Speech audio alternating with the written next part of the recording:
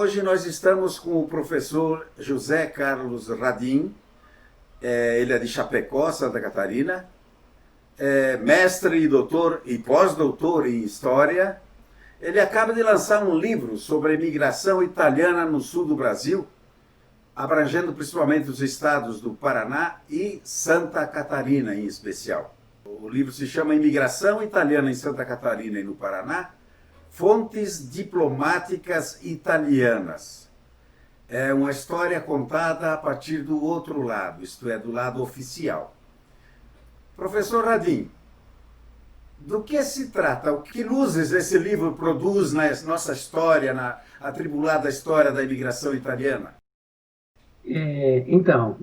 Minha saudação aí, Desidério, e aos que vão acompanhar esse trabalho. Na verdade, esse livro ele resulta de uma pesquisa que eu desenvolvi no meu pós-doutorado na Universidade de Pádua em 2018, né, e foi orientado lá pelo professor Romanato e pelo professor Giovanni Luigi Fontana, e versa sobre a questão dos italianos, da imigração italiana em Santa Catarina e no Paraná, com a ênfase nos documentos diplomáticos, nas fontes diplomáticas, sobretudo as produzidas pelo consulado, pelos consulados, né, aqui de Santa Catarina e Paraná, naquele contexto da grande imigração, né, final do século XIX, até os documentos, eles em sua maioria, tratam até o contexto da Primeira Guerra Mundial. Quando começa a Primeira Guerra Mundial, tem muito pouca informação sobre Santa Catarina, Paraná, produzidas pelos consulados. Então, eu consegui sistematizar os documentos produzidos, então, referentes aos consulados de Santa Catarina e Paraná, lá no início da grande imigração, né, até a década de 1920. Tá? O livro em si, para que o leitor pudesse entender, ou possa entender melhor, ele exigiu de mim uma escrita, né, escrita de um texto prévio que antecede esse conjunto de documentos, e ele contém uma apresentação, primeiro, que é feita pelo professor Romanato, né, Gianpaolo Romanato, né, e depois eu faço uma introdução em que eu contextualizo a questão da imigração, né, ou seja, teorizo um pouco a questão da imigração, e depois disso os capítulos em que eu abordo o cenário mais local aqui, né, o contexto local, Santa Catarina, Paraná, sul do Brasil, a preocupação dos governantes com a questão do delineamento da fronteira sul aqui, né? Então, todo esse cenário de disputas pela fronteira, né? Ou de ocupação de uma fronteira, da expansão da fronteira para o interior do Brasil, né? Então, isso procuro tratar num dos capítulos, né? Também eu recupero um pouco o cenário vivido pela Itália, né, naquele período, sobretudo o norte da Itália, de onde partiu a maioria dos que vieram para Santa Catarina e Paraná, e também um pouco diria assim, um pouco o desdobramento, uma breve reflexão assim sobre essa experiência, né, feita a partir da imigração, que foi, diria assim, muito bem arquitetada, né, essa experiência foi muito bem arquitetada pelos nossos governos, né, pelo governo brasileiro, pelos governantes brasileiros das províncias, dos estados, enfim. Tinha uma preocupação muito grande com a ocupação desses espaços, e a estratégia ali utilizada foi justamente, então, essa de atrair imigrantes a partir da pequena propriedade agrícola, né? E por isso esse modelo, né, vai se a gente pode usar a palavrinha modelo, né, vai se consolidar um pouco nessas áreas ligadas ou destinadas à colonização no sul do Brasil, né? Não abordo o Rio Grande do Sul, porque já tem uma outra obra que trata desse tema, né? E, na verdade, esse trabalho que eu produzi ele é a continuação dessa obra produzida pela professora Tânia Herédia, né? Que produziu um trabalho, diria assim, similar sobre o Rio Grande do Sul. Então, o meu trabalho complementa com a sistematização dos documentos referentes a Santa Catarina e Paraná. De qualquer forma, no Sul se trata, portanto, de uma imigração de ocupação geográfica, não de substituição da mão de obra como ocorre no resto do país, São Paulo para cima, não é verdade? Exato. Tem experiência também de ocupação em outros estados, né? São Paulo, um pouco no estado de São Paulo, Espírito Santo, enfim, Minas, né? Mas diria assim que o distintivo, né? O que distingue a imigração para o Sul é justamente essa perspectiva de que se trata de uma imigração mais voltada para a ocupação do espaço, né? Então, ocupação do espaço agrário. Por isso, a destinação de áreas que eram focadas para a prática da agricultura, né? Então, principalmente em Santa Catarina, né, os documentos mostram lá que mais de 95% dos imigrantes que estavam em Santa Catarina no começo do século passado eram agricultores, né, um percentual muito pequeno de imigrantes que atuavam no espaço urbano, com outras profissões. O Paraná tem talvez um pouco mais, eu acho que não aparece nos documentos o percentual, mas pelo fato da imigração ter digamos assim, se concentrado mais no entorno de Curitiba, ela foi com o tempo talvez tendo um percentual um pouco maior de imigrantes que também desenvolveram outras atividades. Mas diria assim que o impulso da imigração, tanto para o Paraná quanto para Santa Catarina, ele se dá a partir da disponibilização de terras para a prática da agricultura. Agora, o livro, na verdade, permite diversos níveis de leitura, né, Radim? Professor? Falávamos antes ali da questão política, da questão geográfica, trata inclusive, os documentos são fartos em descrição de como eram as colônias no primeiro tempo. Isso é um detalhe que chama a atenção. Como é que o senhor coloca essa questão, inclusive, com o confronto dos dois tipos de colonização que tivemos, a interna no oeste de Santa Catarina, do Paraná, que é mais de migração interna, e as colônias originais em Santa Catarina e mesmo no Paraná? Sim, não acho que essa questão é importante, e para quem, digamos, conhece menos a questão da imigração no sul do Brasil, temos que distinguir, diria assim, um primeiro momento em que os imigrantes vêm e são instalados, são assentados nesses territórios agrícolas, nessas áreas destinadas às colônias. Então tem um assentamento bastante bem organizado, né, que a partir de propriedades semelhantes, né, o que nós chamamos de colônia, né, ou seja, uma propriedade que pudesse produzir a subsistência familiar, né? Então, num primeiro momento, essas áreas, elas assentam os imigrantes. Mas passados alguns anos, diria assim, passada algumas décadas, né? Se a gente toma as primeiras 2, 3 décadas, essas áreas vão se esgotar, ou seja, não tem mais espaço de terrenos livres para que pudesse absorver a entrada de mais imigrantes.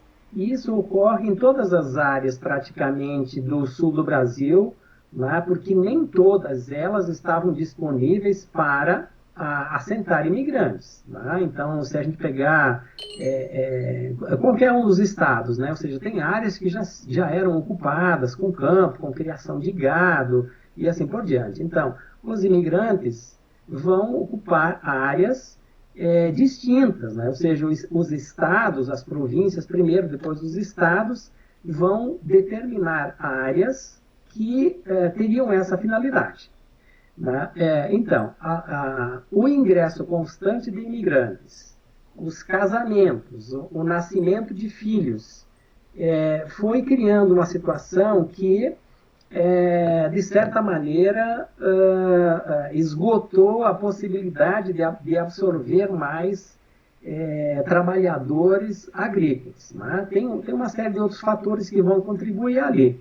Né? Mas, por exemplo, o esgotamento do solo, né? O esgotamento do solo na agricultura também é um outro fator que tem que deixar a terra descansar por um tempo para depois retomar a prática da agricultura e assim por diante.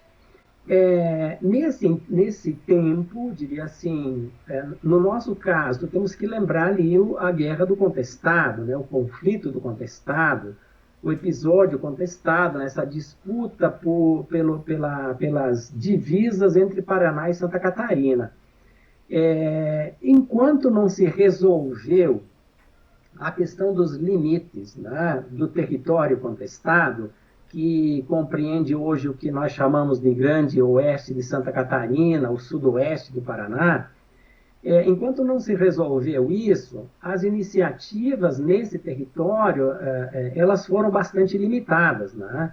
Agora, tão logo se resolveu legalmente a questão de qual território pertence a Santa Catarina, qual pertence ao Paraná, os próprios governos estaduais, eles vão ter a sua estratégia de ocupar esse território, de reocupar, né, de expandir a fronteira agrícola para essas áreas. Né?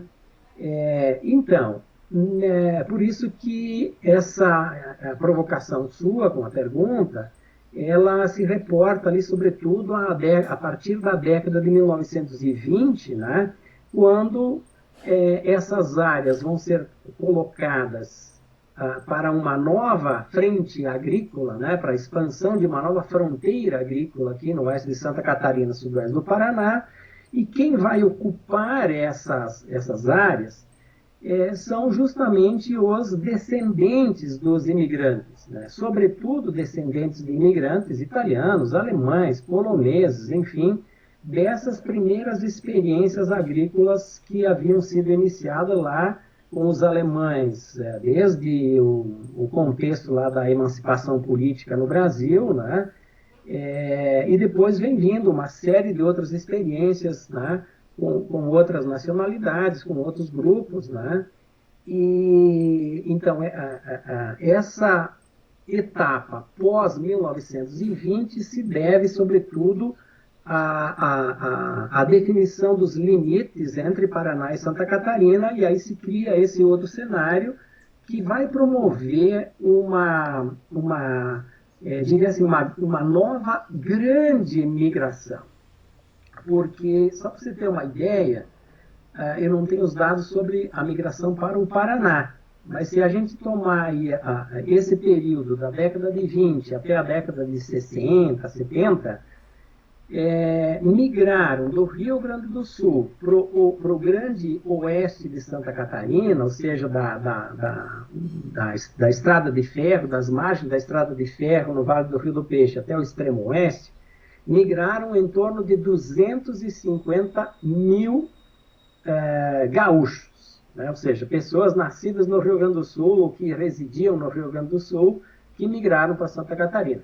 250 mil é um número bastante expressivo, tão expressivo quanto a própria imigração. Essa questão do contestado, e você cita aí, inclusive, a questão das imigrações de outras nacionalidades. Isso fica bem claro no livro. É interessante como a autoridade italiana da época era sensível a esse tipo de... Inclusive faz o confronto entre a superioridade da imigração alemã, por exemplo, na região ali do Vale do Itajaí.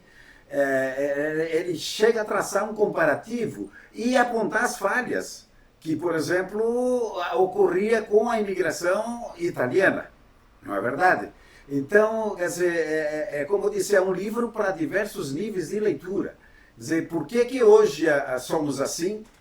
E temos que conhecer a origem, por que chegamos e como chegamos aqui, né? Sem dúvida, sem dúvida, né? Como se diz assim, eu acho que o livro, um grande mérito seria esse de sistematizar toda essa documentação que foi produzida pelos consulados, né? E essa documentação, obviamente, para quem é pesquisador, facilita bastante o trabalho. Por quê? Porque ela está toda organizadinha ali, do ponto de vista, inclusive, cronológico, né? Isso que você também fala de se aproveitar as experiências que tinham sido feitas, evitar erros, como é que a gente se construiu dessa forma, como é que nós produzimos dessa forma, assim por diante. Sem dúvida, eu acho que é uma boa temática, inclusive para quem é pesquisador ali, né, para ir aprofundando essas questões, né, porque eu abordo um pouco isso também no trabalho. Para que essas áreas fossem destinadas para os assentamentos de imigrantes, foram sendo empurrados para longe ali grupos indígenas, caboclos, ou seja, as populações que tinham uma outra cultura, mas que tinham um outro entendimento do que era o uso da terra, né? Essas populações não tinham, por exemplo, a noção da propriedade da terra, né? Eles não tinham, como nós temos, assim, a noção do que é uma escritura, um documento que diz, isso é meu, né? Essa quantidade de metros, enfim, isso pode ser vendido, pode ser comprado, pode ser trocado, assim por diante. Eles não tinham essa noção. Por isso, eles também demoraram, diria assim, demoraram para perceber esse fenômeno que estava acontecendo, né? E, em certo sentido, quando perceberam, as terras passaram a ser todas elas tituladas, digamos assim, legalmente, né? Com o uso da legislação brasileira, etc., sobretudo da Lei de Terras de 1850, enfim, né? Mas que vai legalizando as propriedades na ótica do Brasil, sobretudo final do século XIX, começo do século XX, ou seja, tem um conjunto de leis, de normas, que vão garantir a propriedade, vão estabelecer a propriedade para quem vem de fora. E essas pessoas que vêm de fora, elas têm justamente a noção da propriedade. É diferente do que as populações que estavam estabelecidas aqui.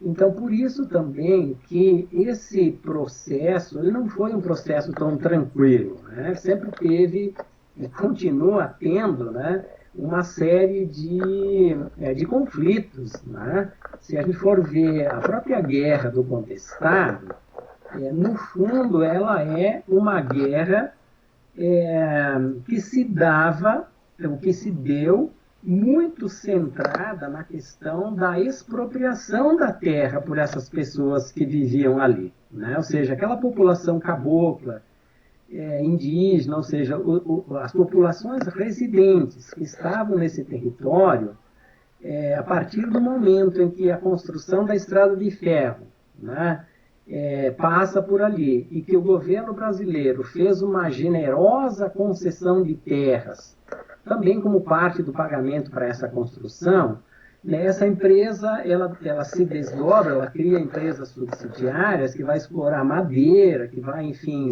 vender terras e assim por diante, e vai mudar radicalmente, num tempo bastante curto, a realidade daquelas pessoas que viviam ali. E, consequentemente, que vai haver reação dessas pessoas, e a reação, como disse, foi a Guerra do Contestado, que durou 4 anos e que matou de 8 a 10 mil pessoas, ou seja, uma guerra que, felizmente, nos últimos anos se tem estudado mais, né? Mas que quando se vai falar de ocupação do espaço aqui no meio oeste de Santa Catarina, oeste de Santa Catarina, sudoeste do Paraná, tem que fazer referência a ela, porque, como eu disse, é a partir do fim da Guerra do Contestado e da resolução dos limites Paraná-Santa Catarina que essa grande fronteira agrícola se abre para, eu diria assim, para uma reocupação, né? Uma ocupação centrada naquilo que os governos da época pensavam que era, digamos assim, a ideia de expandir o progresso, de levar o progresso para essas regiões, de levar o progresso para o sertão, para o interior do Brasil e assim por diante. Tem o fenômeno em si, esse processo se dá muito movido por essa ideia. Também chama atenção a visão do diplomata ou do governo italiano, digamos assim, em cima do célebre contrato do Caetano Pinto, que foi, a partir de um determinado tempo, ele passou a foi denunciado. Quer dizer, como é que um homem só sem ter uma empresa, sem ter nada estabelecido, se comprometeu a trazer 100 mil, né? 100 mil famílias para cá, e o governo, quer dizer, era amigo do rei brasileiro. E, de repente, tem a visão então, da Itália, do diplomata sobre isso. Uma outra questão que também gostaria que o senhor comentasse, além disso aí, é essa questão, quer dizer, na época o consulado estava no centro da imigração italiana aqui no sul, quer dizer, dos 2 estados, que era em Santa Catarina, não era em Curitiba, né? Eu sei que não é o assunto do livro, mas gostaria de uma apreciação sua sobre essa questão. Então, sobre essa questão dos contratos, Caetano Pinto, mas tem uma série de outros ali, tem uma série de outros que mostram, inclusive eu dou umas pinceladas no livro, ao menos para deixar evidente, né, que esse processo de ocupação dessas áreas teve uma série de pessoas que se favoreceram muito ali.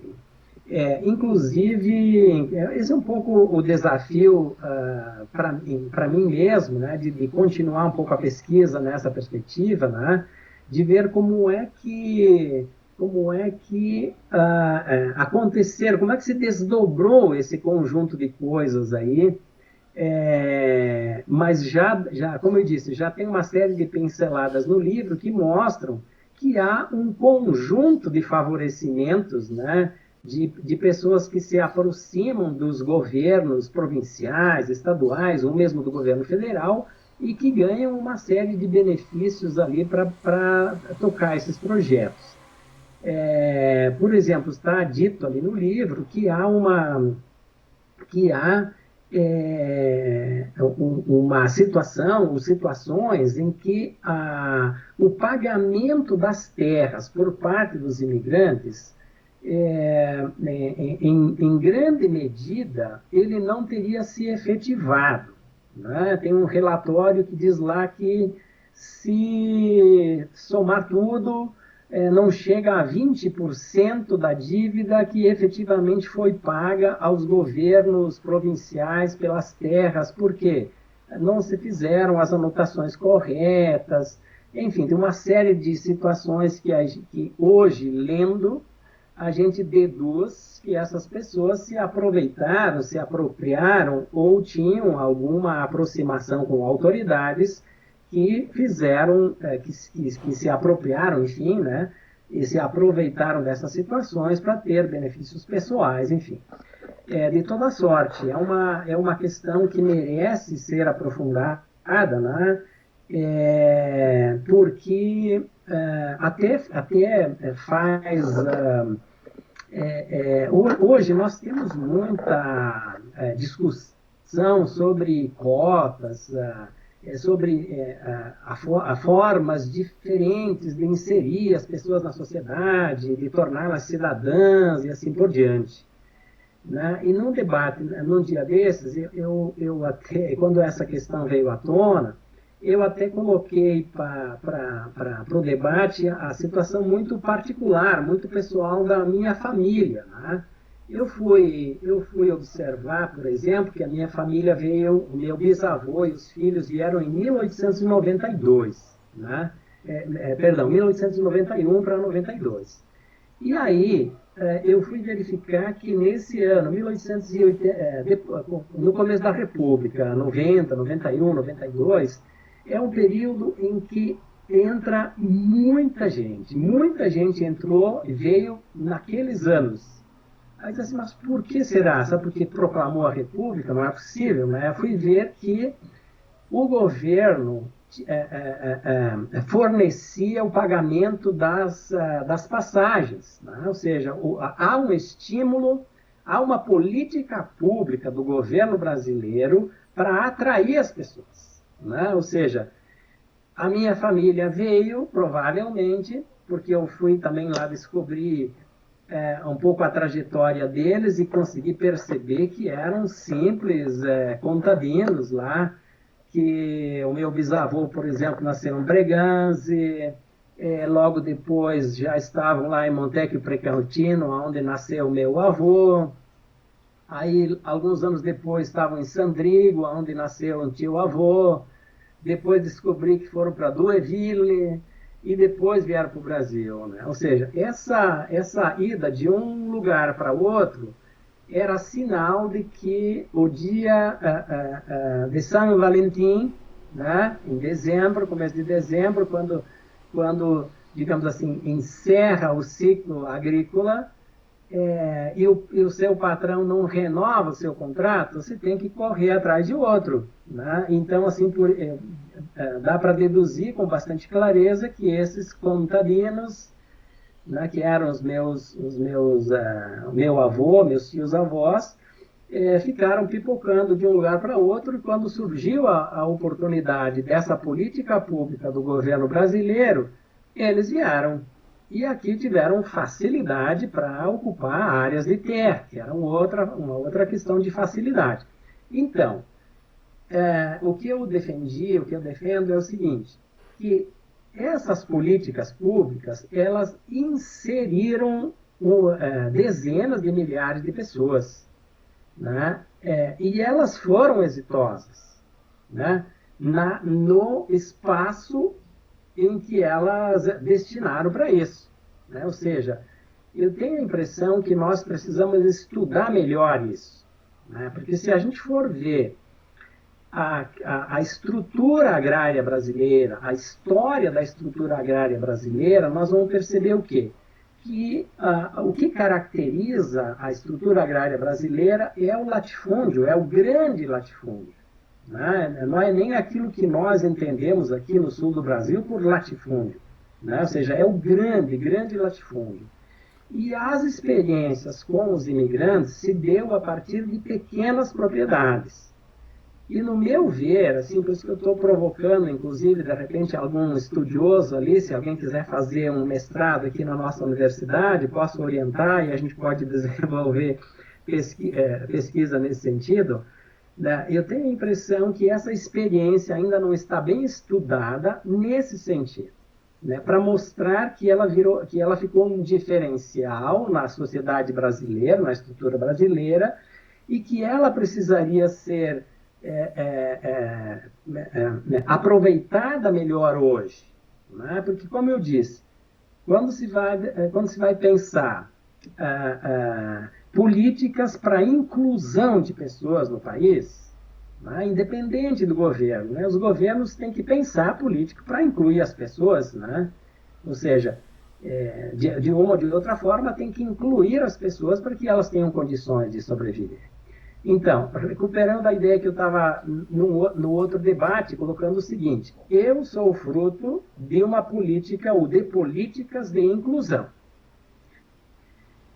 Por outro lado, né, digamos assim, populações indígenas, caboclas e os próprios pretos, né, no fim da escravidão, os pretos foram largados à própria sorte. Então, digamos assim, nós fomos favorecidos por política de inclusão, mesmo que essas políticas de inclusão tenham sido feitas com o preço da exclusão dos outros, né? Então, eu insisto que seria importantíssimo estudar essa experiência para a gente ter uma análise mais aprofundada de como se poderia aproveitar isso hoje. Sabe que eu me dei conta muito disso no ano que eu estive lá, né? Porque eu morei em Vicenza e ia para Pádua sempre que precisava, né? Pegava o trenzinho ali e ia para Pádua, que é pertinho, 40 quilômetros, né? É muito rápido para ir lá. Eu me dei muito conta disso na experiência que eu tive nesse ano lá. Por quê? Fiz muitas amizades ali, né? Convivi bastante na comunidade onde a gente estava, circulava por aí, ia para as feiras dos agricultores, conversava com eles, enfim, né? E o que deu para perceber? Que as propriedades lá são, se nós falamos aqui 24 hectares, que é a famosa colônia, que é uma pequena propriedade, lá é um latifúndio, né? Ou seja, as propriedades lá, em média, são muito menores. Quem tem 8, 10 hectares já é uma imensa propriedade, ou seja, muitos dos agricultores lá trabalham com hectares, com alguns hectares, e produzem qualidade de vida, né? Ou seja, isso me fez perceber como essa contradição no Brasil ela é muito grande, porque assim, imagina o imenso território brasileiro, o imenso território que nós temos, é uma coisa um tanto absurda, né? Olhar para a nossa história e perceber que ao longo do tempo produzimos sem terra, sem terra, sem terra, né? E continuamos hoje lidando com um movimento de sem terra. É uma coisa, digamos assim, que eu imagino que os italianos lá do norte não iriam conceber com muita tranquilidade, com muita facilidade isso, né? Tendo um território tão grande e não tendo políticas, digamos assim, para inserir mais gente. Tá? Então, por isso que eu insisto na importância e na necessidade de a gente aprofundar esse aspecto. E parece que dá para aproveitar as experiências desenvolvidas com os imigrantes para que a gente, a partir delas, possa propor novas experiências. De fato é estimulante. Esse seu livro traz à luz aí uma série de pontas, de questões, quer dizer, talvez mais importantes até do que a descoberta desses documentos que o senhor traz à luz, né? Outro fato importante nisso tudo, professor, é que essa história da nossa imigração contada nas nossas festas, nos nossos filós, muitas vezes até com a repetição de fatos, um mimetismo muito, muito forte, ela hoje está se transferindo para a universidade. Isso é muito importante. Quer dizer, quando o senhor ali provoca para ver se alguém toma o fio da meada, nas diversas meadas que estão pela frente, quer dizer, de fato é algo estimulante, que isso vamos torcer para que ocorra. Deixa assim para o senhor fazer as colocações finais, o livro está à disposição como é que as pessoas podem aceder a esse livro? Então, para quem tiver interesse, o livro é muito fácil de acessar o livro, ele é gratuito, né? Só que ele só está disponível de forma online. Então, imagino que você depois pode compartilhar o link ali na matéria, Mas quem tiver interesse pode acessar a editora da Universidade Federal da Fronteira Sul, UFFS, aqui de Chapecó, e no espaço ali da editora vai encontrar esse livro, inclusive vai encontrar outros livros, né, que são disponibilizados de forma gratuita. Tá? Como a gente disse anteriormente, eu acho que o livro ele se torna interessante por trazer muito mais possibilidades de investigar outras coisas, né, de provocar curiosidade para que sejam explorados esses documentos e serem produzidos outras abordagens, enfim, dessa experiência aqui de Santa Catarina e Paraná. Então, acho que esse é um pouco o mérito, né? E também o propósito do livro, né? Ou seja, quando a opção foi essa de sistematizar os documentos diplomáticos para que eles fossem de fácil acesso, também tinha essa preocupação de torná-los públicos e de permitir outras abordagens sobre. Né? Enfim, né? Essa temática, né? Você provoca aí sobre essa questão da forma como as nossas comunidades lidam com a festa folclórica, o filó, etc. Assim, ó, esse daria uma outra conversa meio longa aqui, não é isso, Desidério? Então, mas eu acho que mostra como a cultura, né? A cultura, assim, por um lado, ela demora muito para se modificar, né? A cultura, ela permanece por um longo tempo, obviamente que a cultura não é uma coisa estática, parada. Ou seja, o mesmo tipo de filó que os nossos avós, bisavós, trisavós faziam, nós não fazemos o mesmo hoje, tá? Assim como a festa que nós chamamos de italiana, ou a comida que nós chamamos de italiana, tem lá, obviamente, as nossas pinceladas italianas, né? Mas, sobretudo, as pinceladas que foram aprendidas, produzidas e construídas ao longo desse tempo, né? Ou seja, ela é um pouco italiana nesse sentido, né? De ter sido elaborada, produzida nesse processo histórico, né? Então, por isso que a temática ela está em aberto, né? E merece, daria para fazer muitas conversas, muitas discussões sobre esse tema. Mas diria assim, né, que a gente que está na academia, que está na universidade, então, quando vai fazer a pesquisa, tem um certo cuidado com essas perspectivas que são muito folclóricas, né?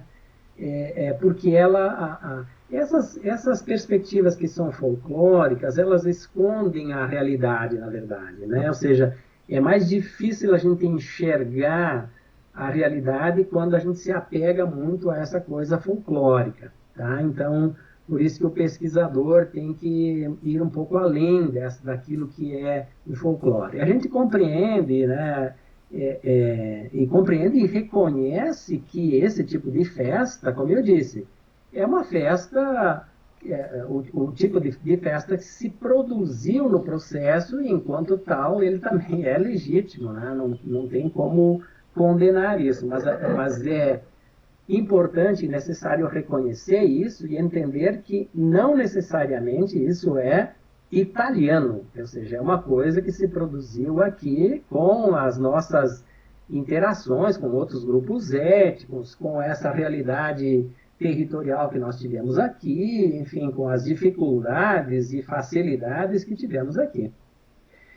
No mais, assim, eu te agradeço por esse espaço, por essa possibilidade, né? Se a gente for útil ali para continuar o debate em outro momento, com outras situações, estamos à disposição. Um grande abraço aí, meu caro, e até uma outra oportunidade.